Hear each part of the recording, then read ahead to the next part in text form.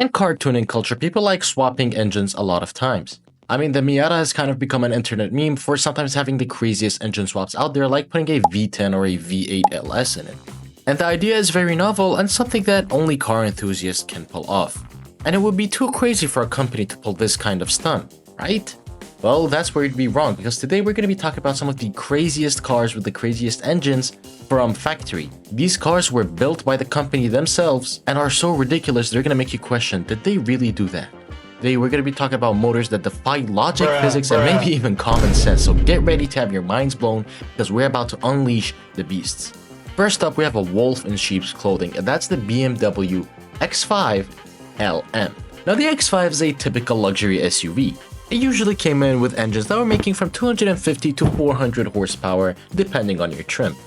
They looked unassuming and they even had some diesel options here and there, but nothing too crazy. But the LM version, instead of taking your kids to school, you're gonna take hypercars to school with this one. Because the BMW engineers decided to take crack when they were making this car and decided to drop a beastly 6-liter V12 engine straight out of a Le Mans car into this thing. You heard that right, 700 horsepower V12 in an SUV. This engine was actually borrowed from the McLaren F1, one of the most legendary cars at the time, and also was the fastest car until it got beaten by the Bugatti Veyron. This thing can reach a top speed of 190 miles per hour, which is absolutely crazy for a car of that size. The car isn't for sale as a concept car and is stored in a BMW museum. Now continuing our line with crazy SUVs, let's get to the next entry, which is also from a German manufacturer, Audi. Now I want you to imagine an Audi Q7 in your head. You think of a luxury, sleek car, spacious on the inside, efficient because it's a diesel, right? It was a competitor to the ML63 AMG and the Porsche Cayenne Turbo. See, but Audi were cheeky little guys, they wanted an RS Q7. But here's the thing, they still wanted this thing to be diesel for some reason. So one of them had the crazy idea of putting a V12 TDI diesel engine in the Q7. A V12 in an SUV, and it's a diesel. I'm just gonna let you go ahead and guess the torque figures for this car because it's absolutely crazy. By the way, this thing is pushing 500 horsepower, and for the torque, 1,000 newton meters of torque. 1,000 newton meters of torque. I mean, what else was expected from a V12 diesel out of an SUV? This thing went to 62 miles per hour in only 5.5 seconds. And its top speed is 170 miles per hour. See, unlike the BMW X5 Le Mans, the V12 TDI is actually pretty easy to get because it was a production car. You can actually find these things for pretty cheap at around 19,000 pounds. And transitioning over from these big gas-guzzling SUVs, and let's talk about something absolutely insane car on this list, and in my opinion, one of the best cars that the French ever made, and that's the Renault Sport Clio V6.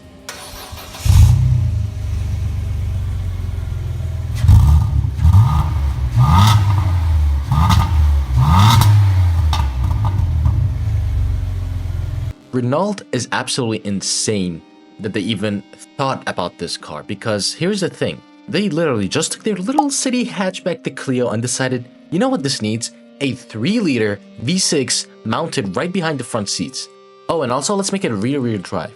Result, a handling nightmare, a super fast handling nightmare that nobody could control. This thing was pushing out 252 horsepower, and before you think that this figure isn't big, just remember that this is a small hatchback we're talking about here. And the result, 0 to 60 miles per hour in only 5.5 seconds and a top speed of a whopping 153 miles per hour. All in a small hatchback. This is literally the definition of a small rocket.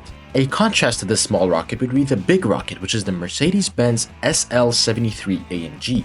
It has a touch of class with a whole lot of power. Hey, you know the little Honda? I'm sorry, Zonda, yeah? The Pagani Zonda with a V12? That engine is the same exact engine in the SL73. You heard that right. An engine from a Mercedes-Benz coupe was used in a Pagani Zonda, one of the most exclusive cars in the world. A 7.3-liter V12 pushing out over 500 horsepower.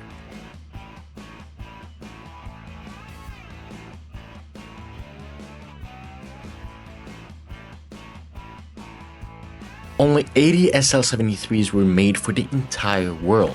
and this thing could cost anywhere from $200,000 to $300,000. This engine was so powerful that Pagani not only decided to use it in a Zonda but many of their other cars as well, cementing itself as one of the craziest engines in modern automotive history.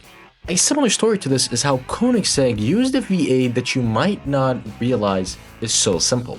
Time for a real head scratcher, and we all know that Koenigsegg makes hypercars with insane engines, right? But what if I told you that one of their early cars used a Ford Crown Victoria V8? What? Bro, what are you talking about, man? You heard that right. To save on development costs, Christoph von Koenigsegg used an off-the-shelf engine that was already crash-tested for his early cars. They literally just took a Ford Crown Victoria engine known as the Ford Modular engine, tuned it to its absolute death and turboed it, and tested it over and over again. The result? A fire-splitting engine that can reach over 200 miles per hour.